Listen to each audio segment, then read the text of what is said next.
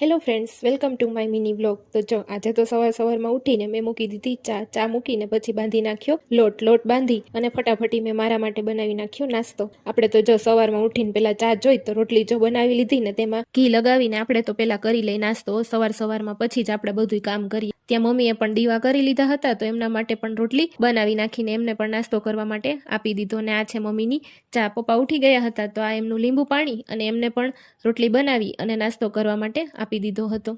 અને આ છે પપ્પાની ચા. તો જો એમને પણ નાસ્તો આપી દીધો અને ત્યાર પછી જાદુ તો મારામાં રોજ આવી જાય હો, કામ કરવાનું જાદુ હો. તો જો પછી ફટાફટી મેં બધેથી ઝાપટ ચૂપટ કરીને બધું કામ કરી નાખ્યું. ને ત્યાં આ દિવાળીના 2-2.5 મહિના જેવું થઈ ગયું ને મમ્મીને આજે કાજુ બદામ ક્યાંકથી મળ્યા બોલો. અને ત્યાર પછી ઘરનું થોડુંક કામ હતું અને પછી બધા કામ કરવા માટે આવી ગયા હતા તો એમના માટે બનાવી લીધી ચા. બધાને ચા આપીને અહીંયા જો મેં થોડીક ચા પી લીધી. ચા પીને આપણે બપોરની રસોઈ બનાવવાની હતી. બપોરની રસોઈમાં આપણે બનાવવાનું હતું બટેટાનું શાક. તો જો મેં અહીંયા ટમેટા અને ડુંગળીને બધું સરસનું કટ કરીને રાખી દીધું હતું. ત્યાર પછી બટેટા છે એ કટ કરી અને કુકર મૂકીને તેમાં તેલ નાખી રાઈ જીરું હિંગ બધું નાખીને આપણે ડુંગળીનો વઘાર કરી નાખ્યો હતો. અને ત્યાર પછી બટેટા જે કટ કરેલા હતા તે પણ તેમાં આપણે નાખી દીધા અને સરસનું મિક્સ કરી તેમાં ધાણા જીરું, હળદર, લાલ મરચું પાવડર બધું જ નાખીને સરસ રીતે મિક્સ કરી લીધું. ત્યાર પછી તેમાં નાખી દીધું ટમેટું. પછી પાણી નાખી કુકર કરી દીધું આપણે બંધ. અને મમ્મી અહીંયા બનાવતા હતા બાજરાના રોટલા, કેમ કે રોજ બપોરે મમ્મી જ બાજરાના રોટલા બનાવે. અને ફ્રેન્ડ શિયાળો છે ને તો પણ અમારે બધાયના ઘરમાં છે ને છાશ પીવા તો જોઈએ જ. એ બરફ નાખેલી ઠંડી છાશ. તો જો અહીંયા મેં લઈ લીધું છે દહીં અને મેં કીધું છાશ પણ ફેરવી નાખું. છાશ ફેરવીને અમે તો બધાએ કરી લીધું બપોરનું ભોજન. વિડીયો ગમ્યો હોય તો લાઈક, શેર ને સબસ્ક્રાઈબ કરવાનું ભૂલતા નહીં.